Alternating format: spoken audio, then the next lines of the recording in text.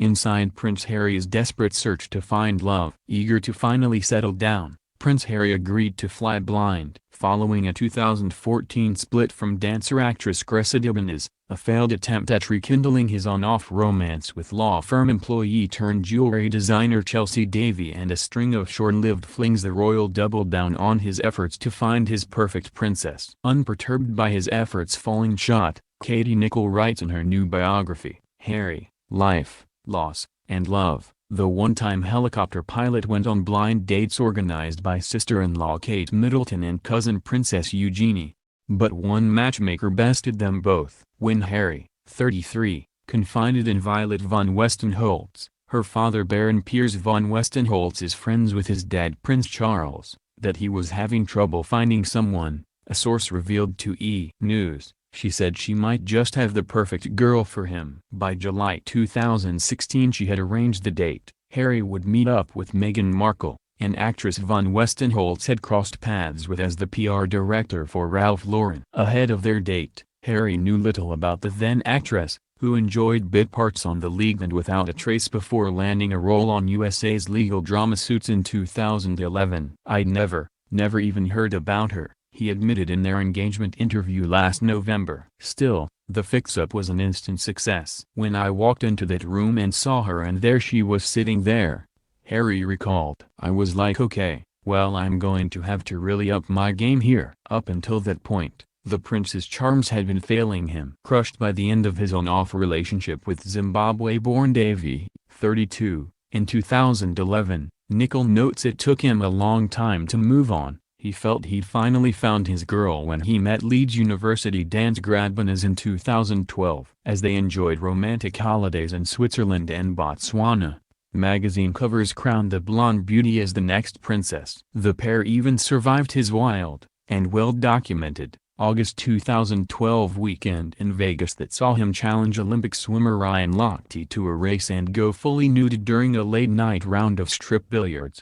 The scandal gave the 29-year-old pause. But her mother, reveals Nicholl, convinced her to work through it. Cressida has always been close to her mother, who was instrumental in persuading Cressida to give things with Harry a chance when her daughter was wavering. 2 years later, though, Mom couldn't save Harry from his party habits. When Benez neglected to join Harry at the Memphis wedding of his pal, nightclub entrepreneur Guy Pelly, and hotel heiress Elizabeth Wilson in May 2014, there was a bit of row about how much it was costing her. Notes Nicholl, he left in what she calls a bit of a huff. And to deal with his frustrations, he made a detour to Miami, where he and longtime pal Amanda Shepard spent a night dancing in the VIP room of the celeb-beloved The Fontainebleau Miami Beach Hotel. Because Harry always had what Nicholl describes as a flirty relationship with Shepard, when Benez learned about their closeness on the dance floor she was less than pleased. They agreed to meet up when Harry came back from Memphis to talk things through,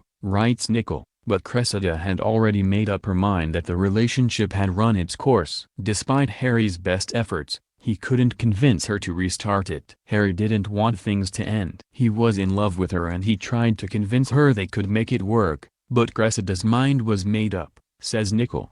I think she really broke his heart. In an effort to mend it, Harry turned back to his other serious love. By the summer of 2015, Davy was fresh out of a romance with jeweler Charles Good. So when Harry, in Africa for his philanthropic work, asked her to meet up in Cape Town, she agreed. But while their rendezvous was romantic, it wasn't the start of lasting union. While Nicholl writes the pair still had deep feelings for one another, Davy still knew she wasn't ready for life in the firm. The cheeky name Harry and brother Prince William used for their family. Harry was still a prince, says Nicholl, and it wasn't the life Chelsea wanted. Still Harry, who's been open about wanting to settle down and have kids, was determined to find the life he desired. In addition to agreeing to setups arranged by Kate and Eugenie, he enjoyed flings with L.A.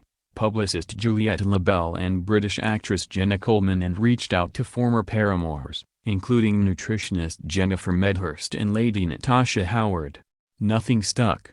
Harry was having a really hard time finding anyone, the source explains. It's hard enough finding someone new to date. He can hardly go on Tinder or a dating app like normal people, but to meet someone that you actually connect with, that was proving to be almost impossible. Enter Markle. Though their July 2016 meetup was a true blind date, I didn't know much about him, Markle admitted in their engagement interview, and so the only thing I had asked her when she said she wanted to set us up was, I had one question. I said, was he nice? There wasn't a moment of awkwardness. They just clicked, writes Nicole, noting they quickly arranged for a second date at London's Soho House, where mutual friend Marcus Anderson serves as a consultant. As they worked their way through a bottle of chilled rose, says Nicole, they chatted for hours, confirming to Harry that he had indeed met someone special. So for their third date, he decided to impress with a trip to his beloved Botswana, the spot he visited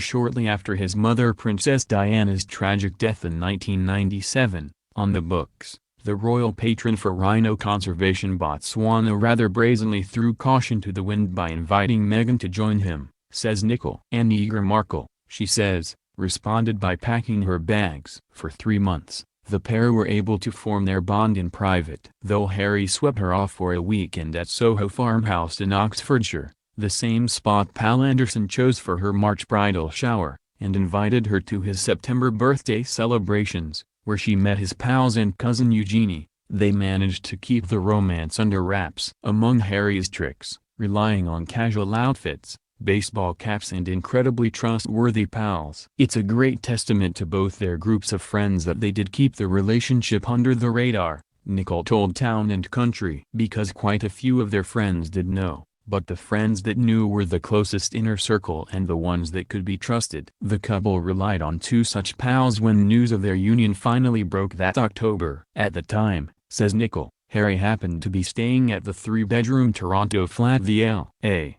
star lived in while filming Suits. So to avoid photographers, she suggested a camping to the home her stylist pal Jessica Mulroney shared with husband Ben, a TV host and son of former Canadian Prime Minister Brian Mulroney. When Meghan suggested they go to stay with her friends, says Nicole, Harry agreed. Though their privacy was gone, by that point Harry knew he had a relationship worthy of the public eye. Even with Chelsea, Harry didn't feel this kind of spark, explains the source. And they were together for years. Harry just knew immediately, from the moment he spent time with Meghan, that he wanted to be with her. It's a simple case of meeting the right girl at the right time. Nicole agrees. Harry, she says, was taken by the World Vision Global Ambassador and UN Women Advocates' devotion to philanthropy and willingness to wrap her acting career. She resonated with him in so many ways. They wanted to use the platform she had as an actress to put the spotlight on her charity work, Nicole told Town and Country. That really impressed him, as did her readiness to embrace the glaring spotlight.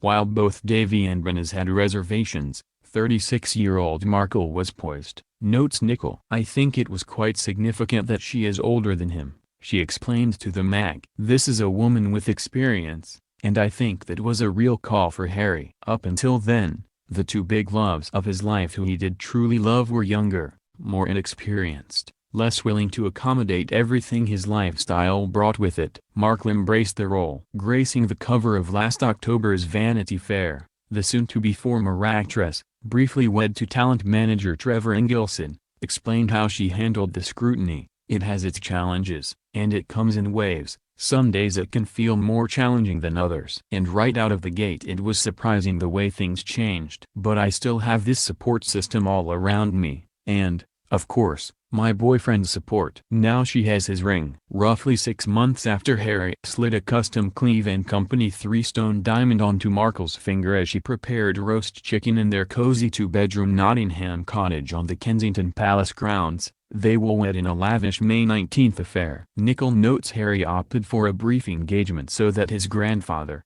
96-year-old Prince Philip, who was hospitalized with an infection last summer, could see him married while he was in good health. When the pair trade vows inside St. George's Chapel at Windsor Castle, Markle will become the first American to marry into the royal family since 2-time divorcee Wallis Simpson, whose 1937 wedding to King Edward VIII forced him to abdicate his throne.